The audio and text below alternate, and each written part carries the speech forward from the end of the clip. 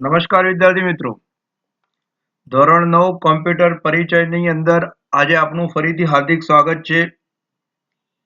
છેલ્લા ખાસા સમયથી આપણે ચેપ્ટર 13 ની અંદર કામ કરતા આવ્યા છીએ અને જુદા જુદા ટેકનોલોજીને લગતા ટોપિકો ઉપર નોલેજ શેર કરતા આવ્યા છીએ.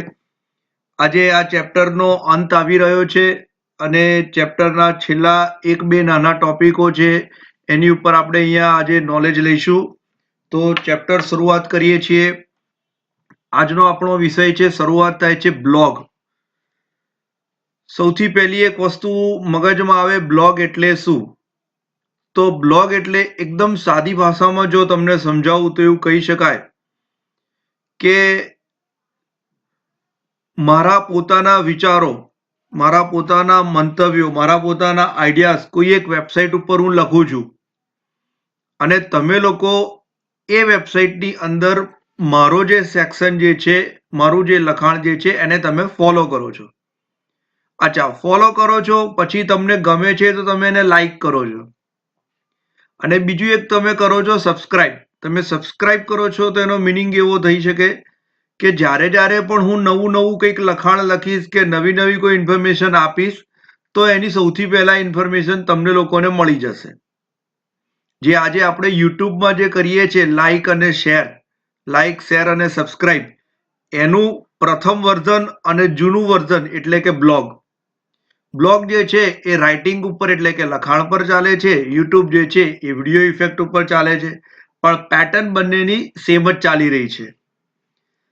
તમને ગમે છે તો તમે લાઈક કરો છો, તમને તમારે કોઈ નોટ સામે લખવી છે, કંઈક ઇન્ફોર્મેશન આપવી છે તો તમે કમેન્ટ કરો છો. એ કમેન્ટ એડવાન્સ વર્ઝનમાં છે અને તમને એવું થાય છે કે મારા જે મંતવ્યો છે, મારા જે વિચારો જે છે, એટલે કે મારો જે બ્લોગ જે છે એની અંદર જ્યારે જ્યારે પણ કંઈક નવું લખવામાં આવે તો તેની ઇન્ફોર્મેશન તમને ડાયરેક્ટ મળી જાય, તો એના માટે તમે સબસ્ક્રાઇબ કરો છો. બરાબર, લાંબુ કંઈ છે નહીં બ્લોગમાં. ચલો, તો આજે આપણે જોઈએ બ્લોગ, આપણો સિલેબસ શું કહી રહ્યો છે બ્લોગ વિશે. બ્લોગ શબ્દ વેબલોગ પરથી આવેલો છે અને એ વેબલોગ શબ્દ આગળ જતા જતા અપભ્રંશ થઈને બની ગયો બ્લોગ. બ્લોગ એટલે શું? જો અહીંયા તમને આપેલું છે, કોઈ વ્યક્તિ દ્વારા કોઈ મુદ્દા ઉપર લખવામાં આવેલી એક વેબસાઇટનો પ્રકાર. બ્લોગને એ રીતે પણ ઓળખી શકાય કે રોજિંદા વિચારોનું ક્રમ અનુસાર પ્રકાશન. આ બધી જે ભાષા જે તમારી સામે મિત્રો આવી રહી છે ને એ તમારા ટેક્સ્ટબુકની આવી રહી છે અને લોજિકલી જોવા જાઓ તો આ વસ્તુ શું છે એ મેં તમને હમણાં સમજાવી દીધી. તમારા મનપસંદ બ્લોગની માહિતી મેળવવા માટે તમારે RSS ટેકનિકનો ઉપયોગ કરાય છે અને ઘણા લોકો આ સુવિધાને ન્યૂઝ ફીડ તરીકે પણ ઓળખે છે. બરાબર, બ્લોગ એ પહેલું વર્ઝન છે જેમાં તમારે માહિતી તમને કન્ટિન્યુટી મળતી રહે તો એના માટે તમે વાપરો છો RSS ટેકનિક. યુટ્યુબ એ સેકન્ડ વર્ઝન છે, એની અંદર તમે કન્ટિન્યુટી માહિતી મેળવવા માટે વાપરો છો સબસ્ક્રાઇબ. બરાબર, ચલો. અચ્છા, બ્લોગ લખવા માટે, બ્લોગમાં વાંચવા માટે, આ બંને માટે તમને એક ટેક્સ્ટ એડિટર જોઈએ અને એક સારું એવું ટેક્સ્ટ એડિટર જોઈએ કે જેમાં બધા જ પ્રકારની લખાણને લગતી ફેસિલિટીનો ઉપયોગ થાય. એટલા માટે એને શું કહેવાય છે? Rich text editor. બરાબર, નોટપેડ એ રીચ ટેક્સ્ટમાં ના આવે. હા, નોટપેડની સામે તમે માઇક્રોસોફ્ટ વર્ડને કમ્પેર કરો તો માઇક્રોસોફ્ટ વર્ડ એ રીચ કહેવાય. નોટપેડની સામે ઓપન ઓફિસનું રાઇટર કમ્પેર કરો તો રાઇટર એ રીચ કહેવાય.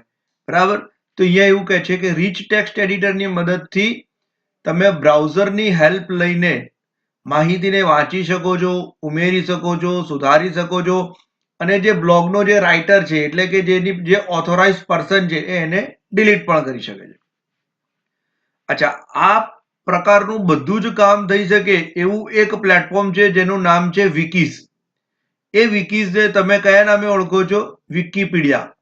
વિકીપીડિયા એટલે historical, geographical, science, engineering, multiple ફિલ્ડનું, મલ્ટિપલ ટાઈપનું નોલેજ ધરાવતું એક આખી ઓનલાઈન લાઇબ્રેરી છે. એન્જિનિયરિંગ લેવલનો સ્ટુડન્ટ ગણો કે મેડિકલ લેવલનો સ્ટુડન્ટ ગણો કે ટેકનિકલ લેવલનો સ્ટુડન્ટ ગણો, દરેક સ્ટુડન્ટ વિકિપીડિયાનો ઉપયોગ કરીને સાચી અને પ્રોપર માહિતી મેળવી શકે છે. એ ફોટોગ્રાફ માહિતી પણ મેળવી શકે છે, રાઇટિંગ માહિતી પણ એ મેળવી શકે છે.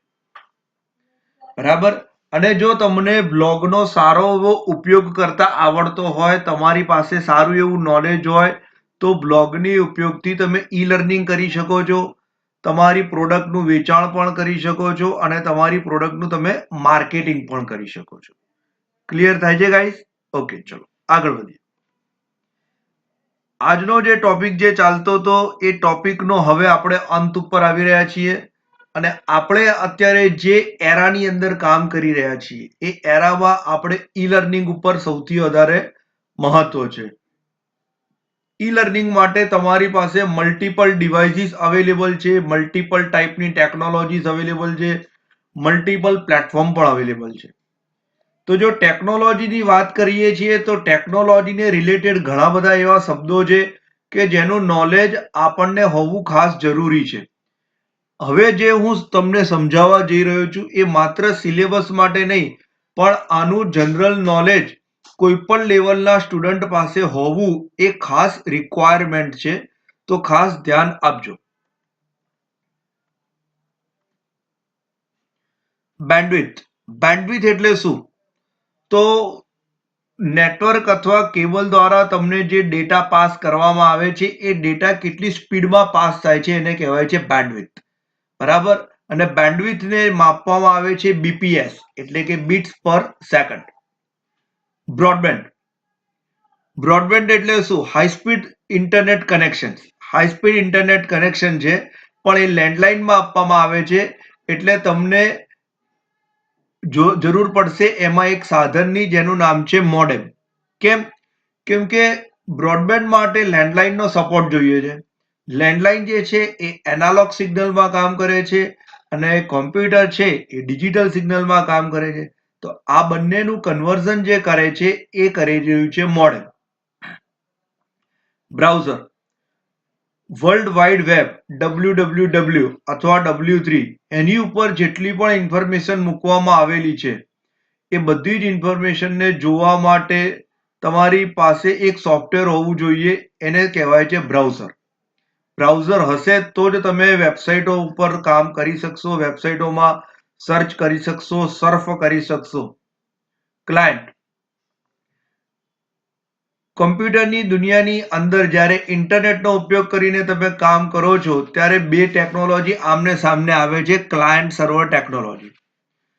સર્વર ટેકનોલોજી એટલે શું? કે સર્વર એટલે એવા કોમ્પ્યુટર કે જે બહુ જ મોટા મશીન છે અને બહુ જ પાવરફુલ છે અને વિશાળ સ્ટોરેજ કેપેસિટી તે ધરાવે છે. અને આપણા લેપટોપ, આપણા ડેસ્કટોપ મશીન એ બધા ક્લાયન્ટ કોમ્પ્યુટર કહેવાય. ઇવન આપણો મોબાઈલ પણ ક્લાયન્ટ કોમ્પ્યુટર કહેવાય. બરાબર. આપણે ડેટાને માગી રહ્યા છીએ, આપણે ઇન્ફોર્મેશનને માગી રહ્યા છીએ, તો આપણું મશીન ક્લાયન્ટ કહેવાય. જે મશીન ઇન્ફોર્મેશન આપી રહ્યું છે એને કહેવાય સર્વર.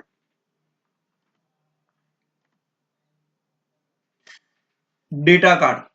ડેટા કાર્ડ એટલે સીધી સાદી ભાષામાં જે 3G નેટવર્ક જ્યારે 3G નેટવર્કનો જન્મ થયો ત્યારે વપરાતી વસ્તુ હતી પ્લગ એન્ડ પ્લે. સૌથી પહેલા ટાટા ડોકોમો તરફથી આ વસ્તુ ચાલુ કરવામાં આવી હતી. બરાબર. એક નાનું સરખું પેનડ્રાઈવ જેવું ડિવાઇસ હતું, તમે USB પોર્ટમાં લગાવો, જે જગ્યાએ લઈ જવું ત્યાં લઈ જાઓ, જે લેપટોપમાં લગાવો, જે ડેસ્કટોપમાં લગાવો ત્યાં તમારી ઇન્ટરનેટની ફેસિલિટી ચાલુ. બરાબર.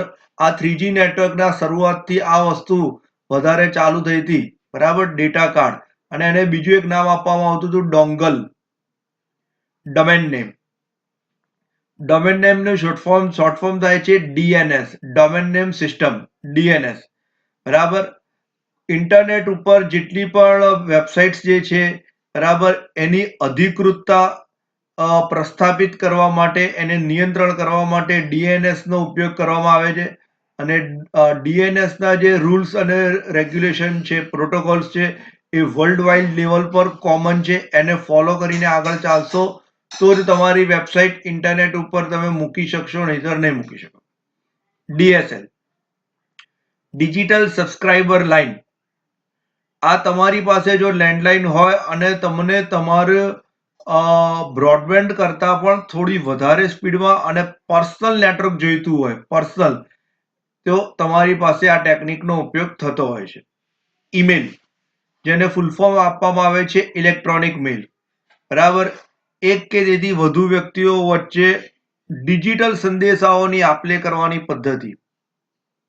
FTP, file transfer protocol. આપણો સિલેબસ ચાલે છે એફટીપી અને ટીસીપી આઈપી ઉપર. ફાઇલ ટ્રાન્સફર પ્રોટોકોલ, એની ઉપર આપણે અત્યારે અહીંયા છીએ. તો જ્યારે ઇન્ટરનેટની મદદથી મારે એક મશીનમાંથી બીજા મશીનમાં ડેટા ટ્રાન્સફર કરવો હોય તો બંને મશીનમાં ઇનબિલ્ટ રીતે એફટીપી પ્રોટોકોલ એક્ટિવ હોવો જોઈએ, બરાબર. આ એક એનો પ્રમાણભૂત પ્રોટોકોલ છે ફાઇલ ટ્રાન્સફર કરવા માટેનો. હોમ પેજ, કોઈ પણ વેબસાઇટને તમે ઓપન કરો અને એનું જે પ્રથમ પાનું જે ખુલે એને વેબસાઇટનું હોમ પેજ તરીકે ઓળખવામાં આવે છે. HTML, hypertext markup language. Web page બનાવવું છે, વેબસાઇટ બનાવવી છે. વેબસાઇટ કેવી રીતે બને? વેબ પેજીસને ભેગા કરીને બને. અને વેબ પેજીસ કેવી રીતે બનશે? તો વેબ પેજીસ બનાવવા માટે HTML લેંગ્વેજનો ઉપયોગ થાય છે. અને જ્યારે એમાં હાઇપરલિંક ગોઠવવાની વાત આવે છે તો એ પણ તમે HTML ની મદદથી જ કરી શકો છો.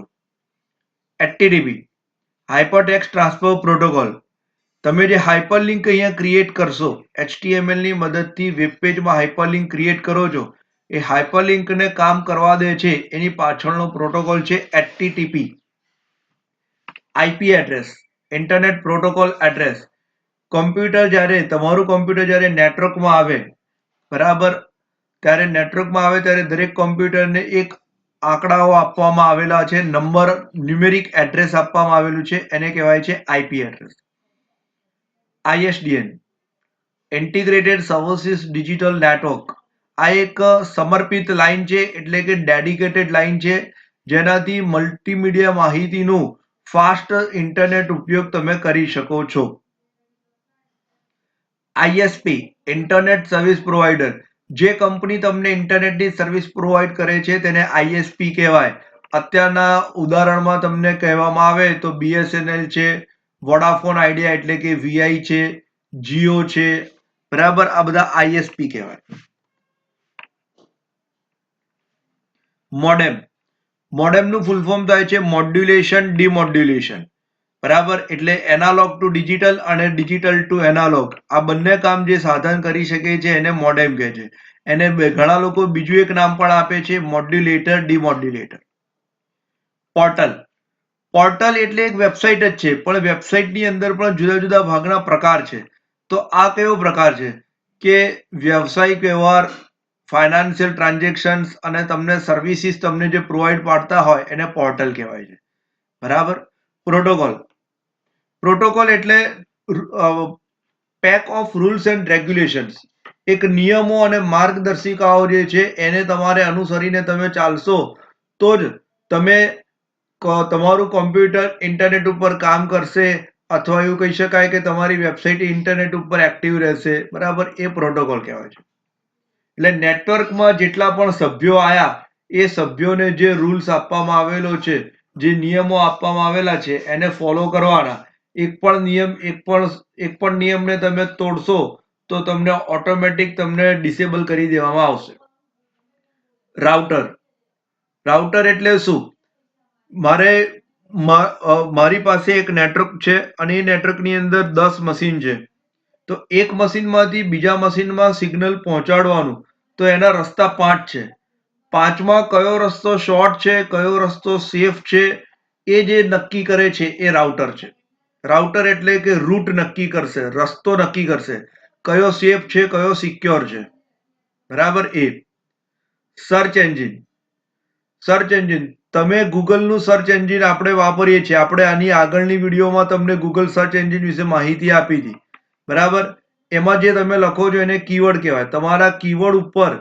તમારા કીવર્ડ મુજબ એ વેબ ઉપર ઇન્ફોર્મેશનને શોધશે અને જે લિંકો તમને આપશે, બરાબર, એવો પ્રોગ્રામ. સર્વર, નેટવર્કની માહિતીનો સંગ્રહ કરી શકતા અને હાઈ સ્પીડ ધરાવતા કોમ્પ્યુટર. મિત્રો, આ જેટલા પણ પોઈન્ટ્સ મેં તમને સમજાવ્યા, આ બધા જ કોમ્પ્યુટર ટેકનોલોજીને લગતા પોઈન્ટ્સ છે.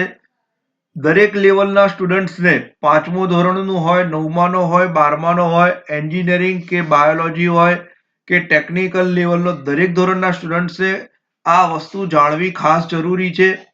અને આનું નોલેજ એ હોવું જ જોઈએ તમારી પાસે. જેમ કે તમને મોબાઈલ બેન્કિંગ અત્યારે આવડતું હોવું જોઈએ, તમને ડેબિટ કાર્ડ ક્રેડિટ કાર્ડના ટ્રાન્ઝેક્શન આવડતા હોવા જોઈએ, ઓનલાઈન પરચેસ કરતા તમને આવડતું હોવું જોઈએ, રિફંડની પ્રોસેસ હોય તો આવડતી હોવી જોઈએ. બસ એવી જ રીતે આ પણ આવડતું હોવું જોઈએ. બરાબર. ચલો મિત્રો, હજી પણ થોડુંક બાકી છે, છેલ્લો ભાગ છે, આપણે ધ્યાન આપજો.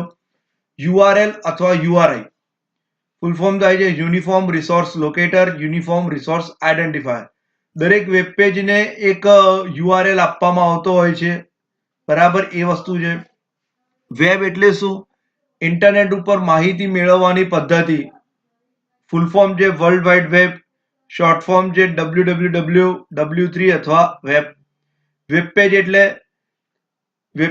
શું ભાઈ? વેબ પેજ ને વેબસાઇટ બહુ નાની સરખી વસ્તુ છે, પહેલા સમજાઈ ચૂકેલો છું. ચોપડી છે, ચોપડી આપણા હાથમાં જે ચોપડી છે ટેક્સ્ટ બુક, એને વેબસાઇટ કહેવાય. બરાબર. અને વેબ પેજ એટલે ચોપડીની અંદરના પાના. બરાબર. એટલે જો એ પાના તમે વેબ ઉપર બનાવો છો તો વેબ પેજ બને છે, ચોપડી તમે વેબ ઉપર બનાવો છો તો વેબસાઇટ બને છે. તો મલ્ટિપલ વેબ પેજીસને લાઇનસર ગોઠવીને તમે વેબસાઇટનું ક્રિએશન કરી શકો છો. ઓકે, બરાબર. ચલો મિત્રો, આ જે છે આપણે ટેકનોલોજીને રિલેટેડ કામ કરી રહ્યા છીએ એની વસ્તુ છે. ઓકે, ચલો મિત્રો, thanks for watching guys. Please like, share અને સબસ્ક્રાઇબ.